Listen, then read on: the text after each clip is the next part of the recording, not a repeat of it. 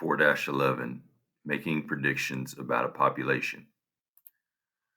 Objective, I will be able to make predictions about a population.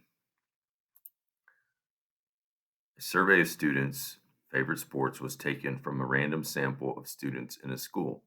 The results are shown in the table. What is the probability that a student will prefer track and field? So, based on this survey, what is the probability that a student will prefer track and field? So, first thing we need to do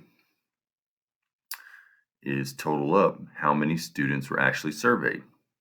So, if we add these numbers up, our total is 20 students. Now, out of those 20 students, 4 of them chose track and field as their favorite sport. So now we need to set up a ratio to determine the probability. So again, part over total. So our part here would be 4 over the total of 20, so 4 over 20. Now, we can see these are both even numbers, and they're divisible by 2, but we can take it a step further and simplify them by dividing each number by 4. So probability that a student will prefer track and field is 1 out of 5 students. All right. Now, there are 550 students in the school. Predict how many students at the school prefer track and field. So now we can make a prediction using this probability as to how many students out of 550 would prefer track and field.